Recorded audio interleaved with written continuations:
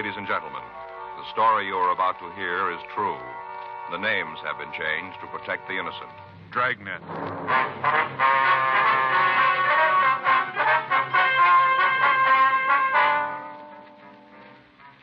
You're a detective sergeant. You're assigned the missing persons detail. You get a call that a young mother and a 9-month-old baby have disappeared. Routine investigation turns up the possibility of foul play. Your job, find them.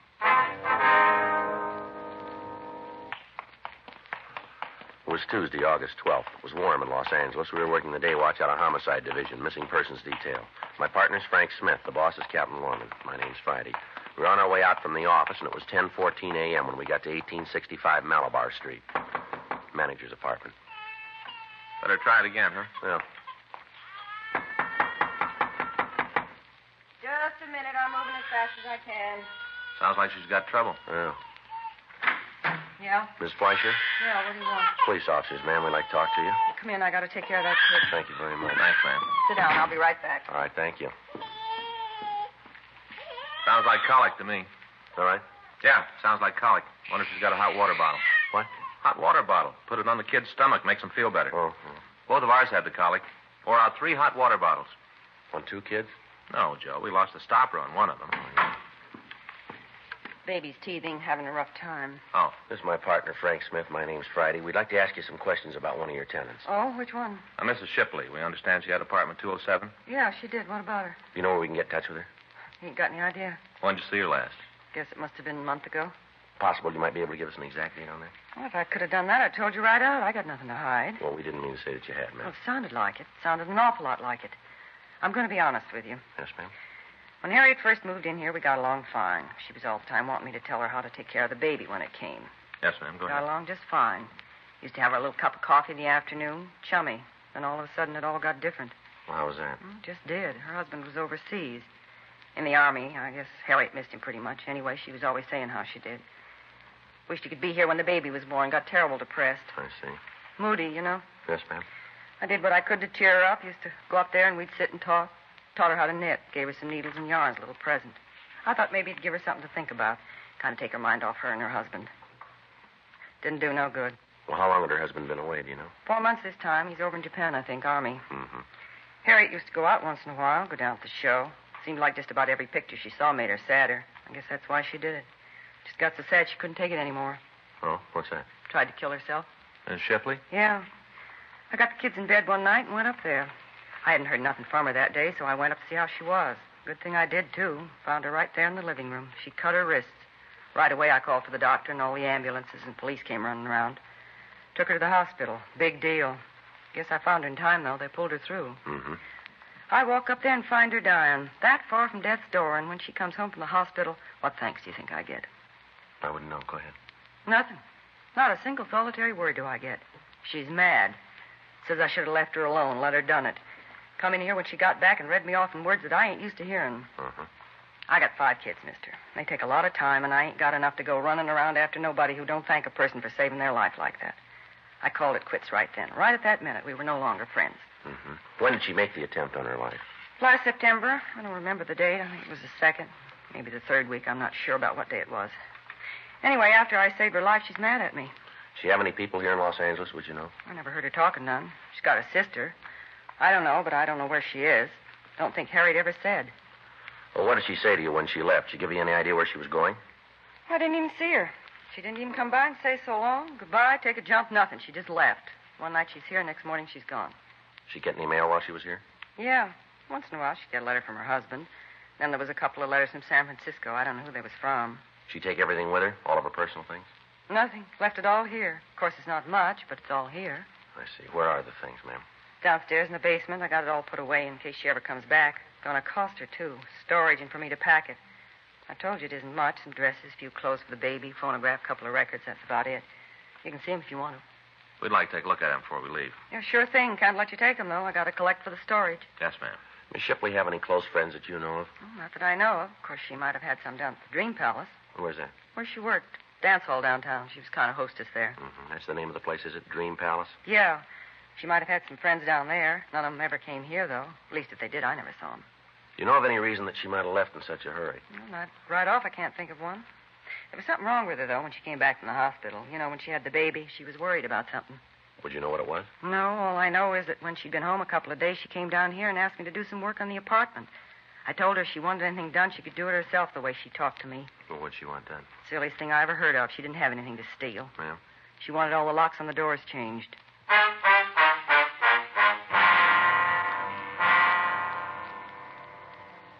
"10:46 a.m. In the company of the apartment manager, Barbara Fleischer, Frank and I went down to the basement and looked through the missing woman's effects. Other than the phonograph, several cardboard boxes of used baby clothes, and cheap woman's dresses, we found nothing. There were no snapshots or letters to aid us in ascertaining where she might have gone. We asked Mrs. Fleischer to notify us in the event that she heard from the Shipley woman.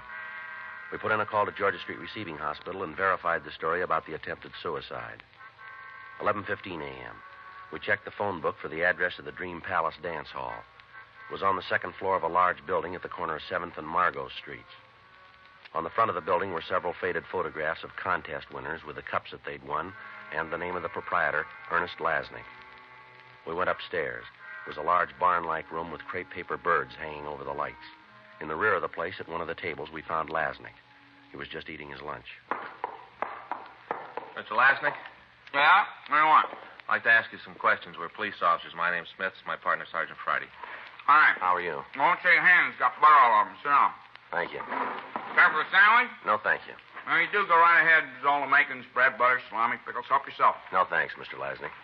You don't mind if I go ahead, huh?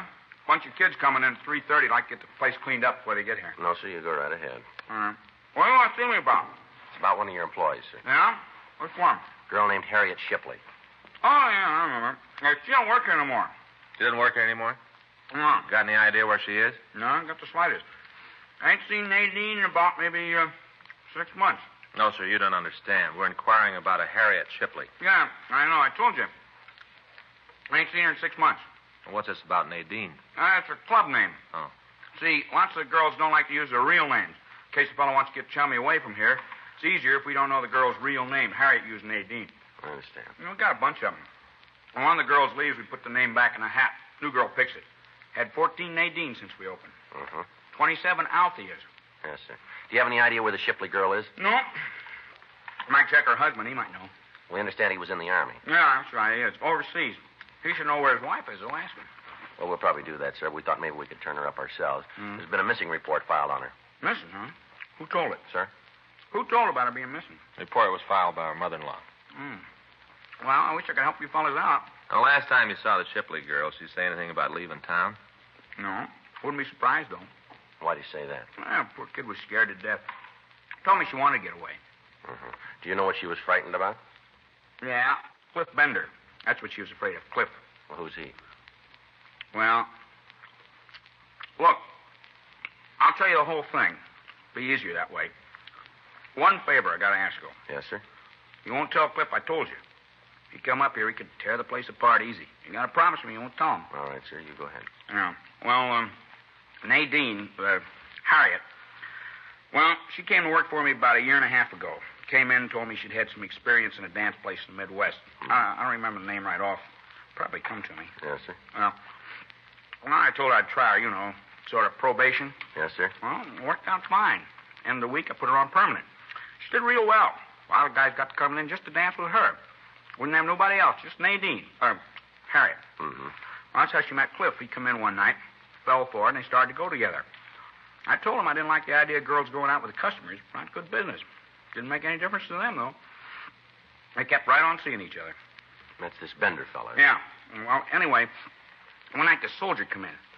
He was took right away with Nadine. Asked her for a dance. Kept buying tickets all night so he could dance with her. Come back the next night. Same thing. All night long he danced with Nadine. That's Harriet. Yeah, that's right. Called her Nadine. I told you about it. Yes, sir. Made Cliff plenty sore, but there wasn't anything he could do about it. She wanted to be with a soldier. It wasn't too long before she told him he was going to get married. Well, word got around about that. Really made Cliff hacked. Real hacked. Yes, sir. Yeah. Well, him and the soldier, Shipley, had a fight downstairs one night after we closed. Guess Cliff waited for him and Nadine to come down. Anyway, it was a real brawl. Cops and everything. Cliff really cleaned up on the soldier. Didn't do any good, though. What do you mean? Nadine told Cliff to stay away from her. Keep far away. Told him that her and the soldier was going to get married and that they were through. She meant Cliff and her. Well, the soldier Nadine got married a couple days later, and she quit her job. Right after that, I heard he went overseas, and Cliff was around trying to break things up. Didn't do no good, though. Nadine loved the soldier, and she planned to stay with him. Yes, sir. Well, I tried to talk to Cliff, tell him to stay out of it. Leave the girl alone. What was that? I told him to leave the girl alone. I see. Mm-hmm. Didn't do any good. He was sure hot. He said that she was his girl. Might take some time, but he'd get her for running out on her. I figure he told her that, too. That's what she was afraid of. Don't blame her. Cliff told me that. I'd believe him. What's that, sir? That he was going to kill her.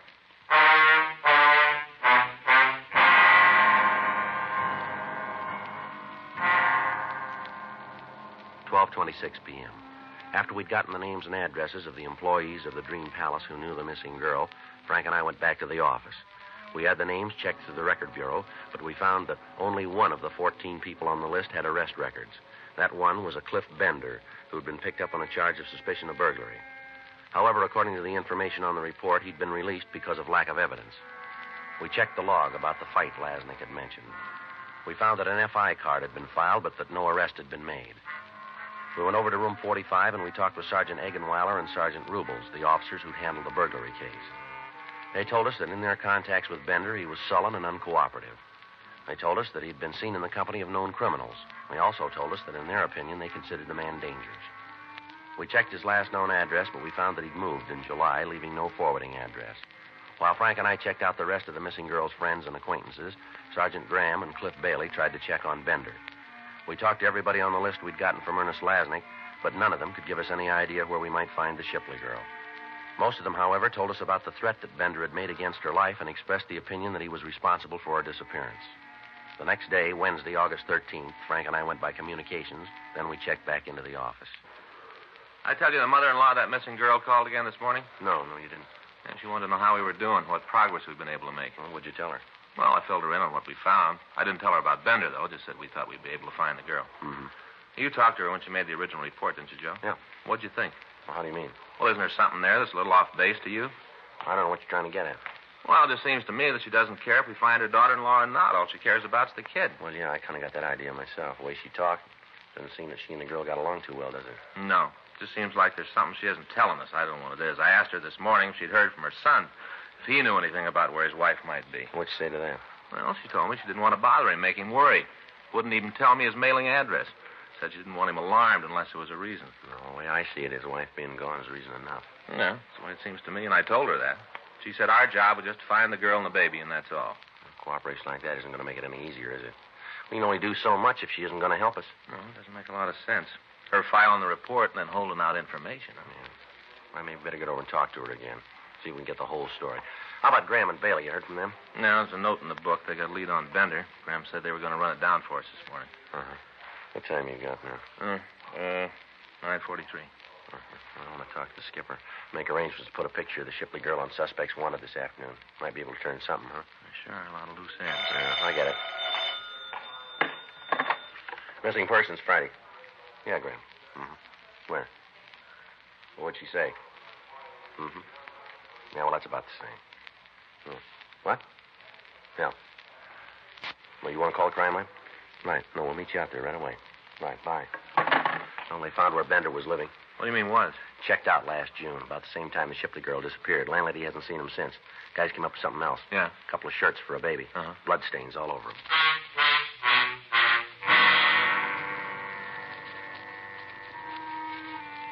"10:02 a.m. We got to the apartment where Bender had been living. The crew from the crime lab were there, and they were photographing the room and the clothing that had been found. Sergeant J. Allen told us that he'd have to run a precipitate test on the stains before he could tell whether or not they were of human origin. 10:45 a.m. They finished their investigation on the scene, and they went back to Central Station to compile the results. Frank called the office, and a local and an APB were put out on Cliff Bender, asking that he be picked up as a possible suspect. We also had his card flagged in the record bureau. We talked to the landlady of the apartment building, and she told us that Bender had left his apartment hurriedly one night about the middle of June. She was unable to tell us the exact date, but she did go on to say that she'd been getting a check for the rent each month. We asked her if she could show us either one of the checks or an envelope that had come in. She explained that she'd thrown the envelopes away and had cashed the checks. She was unable to tell us where they'd been mailed from. She said that as far as she knew, she'd never seen the Shipley girl in Bender's apartment. We asked her to notify us immediately in the event that the suspect returned. We put in a call to the bank where the rent checks were cashed, and we asked that they give us the information on them. 1:30 p.m. Frank and I went over to the crime lab, and we talked to Jay Allen. He told us that the stains on the baby clothes were human blood. He showed us the photographs taken, but there was nothing in them that would give us any lead as to either the girls or Bender's whereabouts. That afternoon, the picture of Harriet Shipley was telecast over the police program. We got several calls from citizens who said that they'd seen the girl. We checked them all out. One of the callers, a bus driver, told us that he'd seen the girl and the baby on his bus during the month of June, and that she'd gotten off in San Diego. We alerted the police in that city to look for her. Thursday morning, Frank and I checked into the office. You want to check the book, Frank, see if there's anything from San Diego? Right. I got it. Missing persons, Friday. Yes, that's right. Yes, we did. Where? You sure about that? Right away. Mm-hmm. Frank, get your coat. What do you got? Shipley girl, they found her.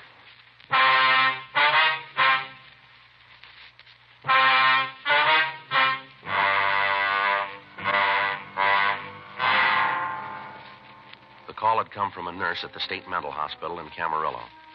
She told me that they had a patient who resembled the photograph of the missing girl as televised on our police program. Frank and I left the office and drove out to the hospital. We talked to the nurse and to the doctor who was taking care of the sick girl. From personal effects and the scars on her wrists, we were reasonably sure of the identification. The doctor told us that the girl had been committed on July 17th by her sister under the name Harriet Lavin. He told us that the girl was undergoing treatment, but that there was little hope for a complete recovery and that it would be some time before she could be permitted to leave the violent ward. We tried to talk to her, but we were unable to get any coherent answers. We asked about the baby, but the authorities were unable to give us any information. We got the name and address of the sister who'd committed the Shipley girl, and we drove down to San Diego to talk to her. It was a small place in a wartime housing development. The paint was peeling off the plyboard walls, and the front yard was overgrown with weeds. The woman who answered the door identified herself as Pauline Lavin. Sure, what do you want to know? Don't make no difference now. You go back and tell her it's too late. Way too late. Tell who, ma'am? Mrs. Shipley, Harriet's mother-in-law. You go back and tell her she done it good. There ain't nothing left to do to Harriet. It's all been done. You can tell her that. Well, we don't work for Miss Shipley, ma'am. We're trying to find out what happened to your sister and the baby. Who asked you to find out in the first place? It was her, wasn't it? Wasn't she the one? She filed a report. Well, that's what I mean. Well, you go back and tell her there's nothing more she can do to Harriet or the baby or Big Jerry.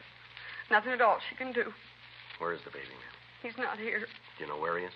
Yes, but I'm not going to tell you. I'm not going to tell anybody. I promised Harriet I wouldn't tell, and I'm going to keep the promise. Miss Lavin, we don't want to hurt your sister. We're just trying to get to the truth. Now, maybe you better tell us what you know. You ain't doing this for old Miss Shipley? No, ma'am. All right, then. I'll tell you, but not for her. I wouldn't give her the right time of day. She's the one that did it, the whole thing. You can lay it right at her feet. All right, you want to tell us about it? Since they got married, she's given the kids trouble. Right from the first she heard about it. Said that Harriet wasn't good enough for her son. Said Harriet was cheap. Didn't make any difference to the kids. They got married anyway. They were in love, so they got married. Mm-hmm. As soon as Big Jerry went overseas, she started on Harriet to get an annulment. All the time writing her letters telling her how cheap she was. That if she really loved Jerry, she'd get an annulment. And she found out about the baby, so she started saying how they should get a divorce. Does Harriet's husband know about this, would you know? Sure. All along he knew it. He didn't like it. Told his mother to stay out of their lives. Kept telling her, but it didn't do any good. None. Then Harriet got the wire. The one that told about Big Jerry being dead.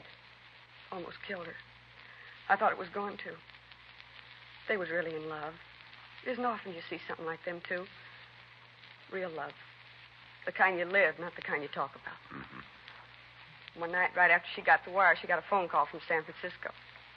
From old Miss Shipley.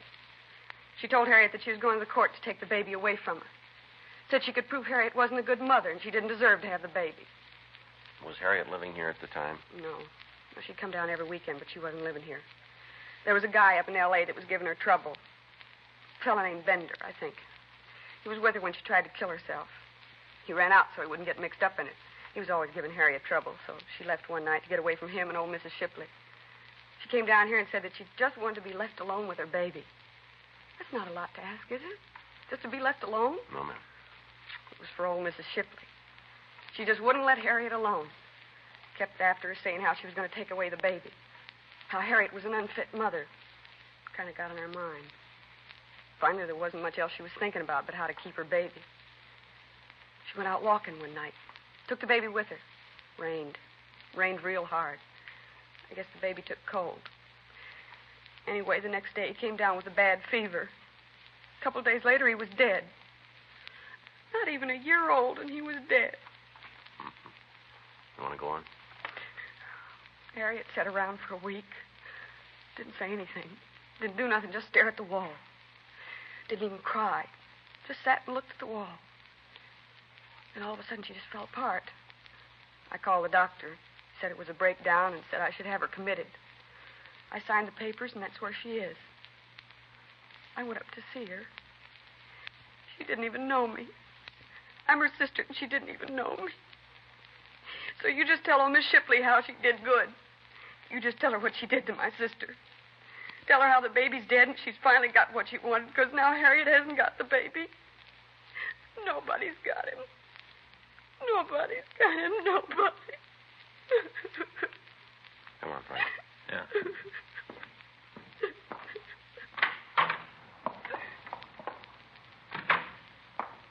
Where to? Well, we'd better get back to town. Guess so. See Miss Shipley.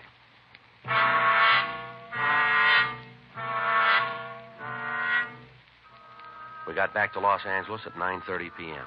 We went directly to the hotel where Mrs. Shipley was staying. The desk clerk told us that she left word that she was not to be disturbed. He called the room, and she asked that we come up. We took the elevator to the 7th floor, and we walked down the hall.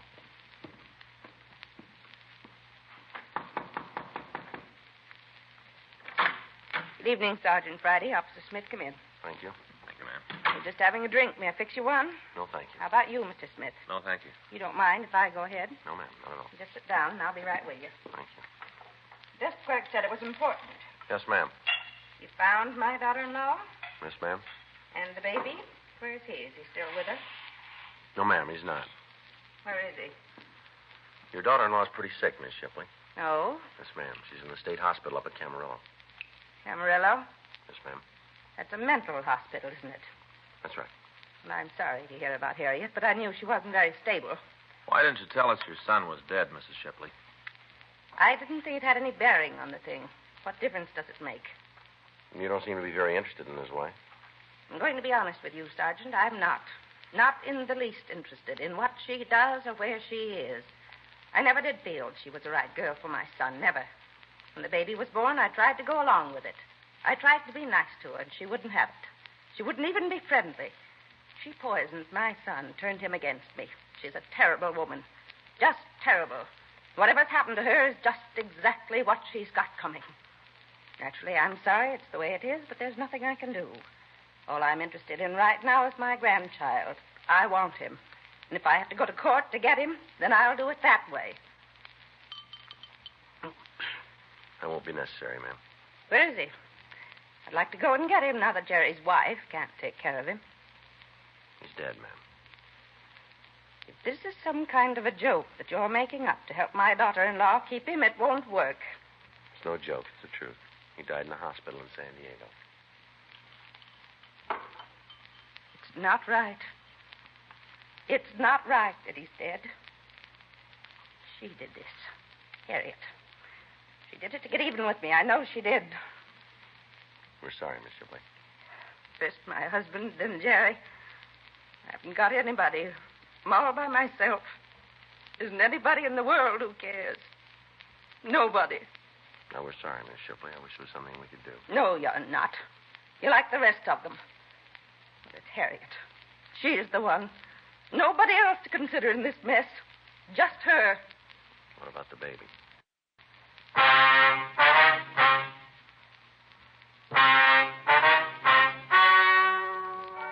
The story you've just heard is true. The names were changed to protect the innocent. Dragnet. The story of your police force in action is a presentation of the United States Armed Forces Radio Service.